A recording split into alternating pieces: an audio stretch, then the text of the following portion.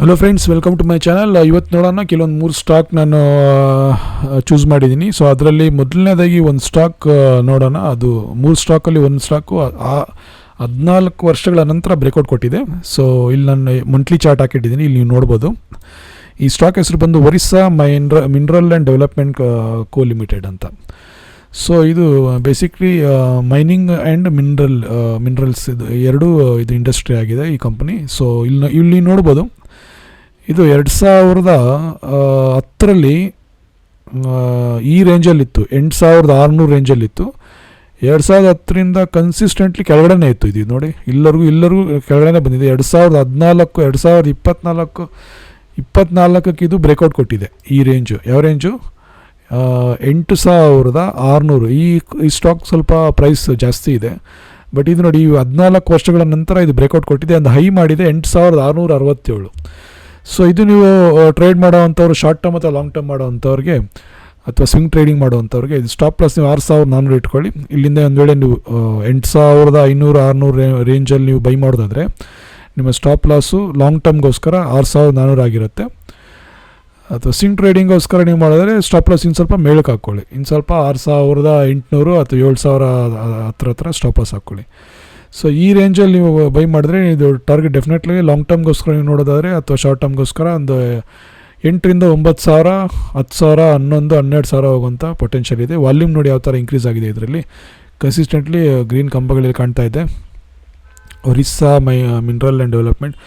So ಇದು technical ಆಗಿತ್ತು. So ಇದೇ ರೀತಿ ನಾವು ಇದರ ಫಂಡಮೆಂಟಲ್ ಕೂಡ ನೋಡ್ಬಿಡೋಣ. ಫಂಡಮೆಂಟಲಲ್ಲಿ ಹಾಕ್ತೀನಿ ಇಲ್ಲಿ, Orissa minerals and development company. ನಾನು ಆಗಲೇ ಹೇಳಿದಾಗೆ Orissa minerals development company limited 4797 ಕೋಟಿ ಕಂಪ್ನಿ ಆಗಿದೆ. ಇದು ಕರೆಂಟ್ ಪ್ರೈಸ್ 8000 ಹತ್ರ ಇದೆ. Stock P 1701. ಪಿ ರೇಷಿಯೋ ತುಂಬ ಜಾಸ್ತಿ ತೋರಿಸ್ತಾ ಇದೆ. ಆ್ಯಂಡ್ ROC 14% ಇದೆ. ROC 14% ಆ್ಯಂಡ್ ROE ಇಲ್ಲಿನ ಕೊಟ್ಟೇ ಇಲ್ಲ, ಬುಕ್ ವ್ಯಾಲ್ಯೂ ಮೈನಸಲ್ಲಿ ತೋರಿಸ್ತಾ ಇದೆ. ಫಂಡಮೆಂಟಲ್ಗಿಂತ ಇದು ಟೆಕ್ನಿಕಲಿ ತುಂಬ ಸ್ಟ್ರಾಂಗ್ ಕಾಣಿಸ್ತಾ ಇದೆ ನನಗೆ. ಬಟ್ ನೀವು ಏನೇ ಮಾಡೋದು ರಿಸರ್ಚ್ ಮಾಡಿ ಇದರ ಪೇರ್ ಕಂಪ್ಯಾರಿಸನ್ಸ್ ನೋಡಿ. ಕೋಲ್ ಇಂಡಿಯಾ, ವೇದಾಂತ, NMDC ಅವರ ಪೇರ್ ಕಂಪ್ಯಾರಿಸನ್ಸ್ ಆಗಿದ್ದಾರೆ, ಅವರ ಪೇರ್ಸ್ ಕಂಪನಿ ಆಗಿದ್ದಾರೆ ಪೇರ್. ಆ್ಯಂಡ್ ಸೇಲ್ಸ್ ನೋಡುವಾಗ ಡಿಸೆಂಬರಲ್ಲಿ 28 ಕೋಟಿ, 34 ಕೋಟಿ, okay. And sales profit loss ನೋಡುವಾಗ 35 ಕೋಟಿ, 82 ಕೋಟಿ, okay. Return on sales growth 3 ವರ್ಷದಲ್ಲಿ ಏನು ಕಾಣಿಸ್ತಾ ಇಲ್ಲ ಇಲ್ಲಿ, ಬಟ್ ನೀವು ಟೆಕ್ನಿಕಲಿ ಫಾಲೋ ಮಾಡ್ಬೋದು. ಆ್ಯಂಡ್ ನಮ್ಮ FIS ನೋಡಿ, FIS ಬಂದು ಪ್ರೊಮೋಟರ್ಸ್ ಹತ್ರ 50% ಇದೆ, FIS ಹತ್ರ 1.66% ಇದೆ, ಆ್ಯಂಡ್ DIS ಹತ್ರ 11% ಇದೆ. ಸೊ ಪಬ್ಲಿಕ್ ಹತ್ರ 37% ಇದೆ. ಸೊ ಫಂಡಮೆಂಟಲಿ ಏನು ಸ್ಟ್ರಾಂಗಾಗಿ ಕಾಣ್ತಾ ಇಲ್ಲ, ಬಟ್ ಟೆಕ್ನಿಕಲಿ ನೀವು ನಿಮ್ಮ ವಾಚ್ ಲಿಸ್ಟಲ್ಲಿ ಹಾಕಿ, ನಿಮ್ಮ ರಡಾರಲ್ಲಿ ಹಾಕಿ ಚೆಕ್ ಮಾಡ್ತಾ ಇರಿ, ಮೂಮೆಂಟ್ ನೋಡಿ ಈ ಸ್ಟಾಕ್ನ. ಆದರೆ ಪ್ರೈಸ್ ಮಾತ್ರ ತುಂಬ ಜಾಸ್ತಿ ಇದೆ ಇದು. ಸೊ ಸಟನ್ ಅಮೌಂಟ್ ಒಳ್ಳೆ ಅಮೌಂಟ್ ಇಟ್ಕೊಂಡಿರೋಂಥ ವ್ಯಕ್ತಿಗಳು ಇದನ್ನು ಮಾಡ್ಬೋದು. ಯಾಕಂದರೆ ಬರೀ 8000, 9000 ಅಂದರೆ ಸಿಕ್ಕಾಪಟ್ಟೆ ಕಾಸ್ಟ್ಲಿ ಪ್ರೈಸ್ ಆಗಿದೆ ಇದು. ಸೊ ಇದಾಗಿತ್ತು ಒರಿಸ್ಸಾ ಮಿನರಲ್ ಆ್ಯಂಡ್ ಡೆವಲಪ್ಮೆಂಟ್ ಕೋ 14 ವರ್ಷಗಳ ನಂತರ ಬ್ರೇಕ್ಔಟ್ ಕೊಟ್ಟಿರೋಂಥ ಸ್ಟಾಕು. ಸೊ ಇದೇನಂದ್ರೆ ನಮ್ಮ ಎರಡನೇ ಸ್ಟಾಕ್ ನೋಡೋಣ, ಐಗಾರಿಶ್ ಮೋಟರ್ಸ್ ಅಂತ. ಇದು ಕೂಡ ನಾನು ಮಂತ್ಲಿ ಚಾರ್ಟ್ ಹಾಕಿಟ್ಟಿದ್ದೀನಿ ಇಲ್ಲಿ.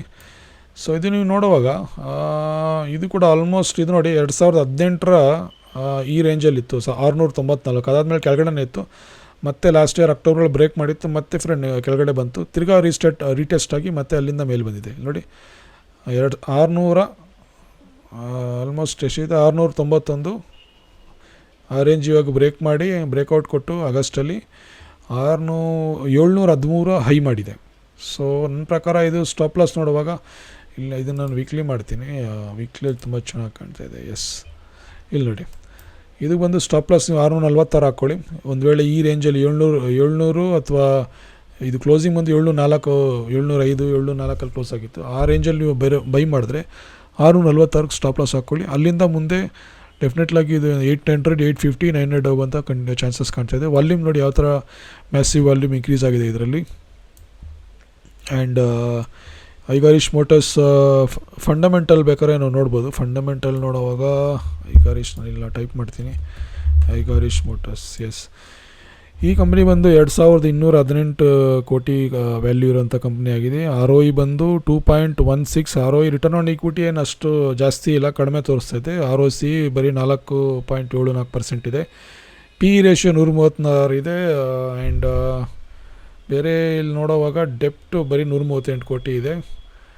ಸೊ ಇದು ಪಿಯರ್ ಕಂಪ್ಯಾರಿಸನ್ಸ್ ಬಂದು Simmons ABB and CG power ಆಗಿದ್ದಾರೆ. ಸುಜ್ಲಾನ್ ಎನರ್ಜಿ ಕೂಡ ಇದರಲ್ಲಿ ಲಿಸ್ಟಲ್ಲಿ ಬಂದಿದ್ದಾರೆ. ಆ್ಯಂಡ್ ಸೇಲ್ಸ್ ನೋಡುವಾಗ ಮಾರ್ಚ್ 24ರಲ್ಲಿ 204 ಕೋಟಿ, ಜೂನ್ 24 2024ರಲ್ಲಿ 222 ಕೋಟಿ ಇದೆ. ಆ್ಯಂಡ್ ಪ್ರಾಫಿಟ್ ಲಾಸ್ 725 ಕೋಟಿ. ಆ್ಯಂಡ್ ಲಾಸ್ಟ್ 3 ಇಯರ್ಸಲ್ಲಿ 11% ಸೇಲ್ಸ್ ಗ್ರೋತ್ ಆಗಿದೆ. ಸೇಲ್ಸ್ ಗ್ರೋತ್ ತುಂಬ ಚೆನ್ನಾಗಿದೆ, 11% ಒಳ್ಳೆ ನಂಬರ್ ಇದು. ಸೊ ಫಂಡಮೆಂಟಲಿ ಓಕೆ ಇದೆ, ಫಂಡಮೆಂಟಲ್ ಕೂಡ ಚೆನ್ನಾಗಿದೆ ಆ್ಯಂಡ್ ಟೆಕ್ನಿಕಲಿ ಕೂಡ ಚೆನ್ನಾಗಿದೆ. ಸೊ ಈ ಸ್ಟಾಕ್ ನೀವು swing trading, short term, long ಟರ್ಮ್ಗೋಸ್ಕರ ನೀವು ಪ್ಲ್ಯಾನ್ ಮಾಡ್ಬೋದು. ಐಗಾರಿಶ್ ಮೋಟಾರ್ಸ್.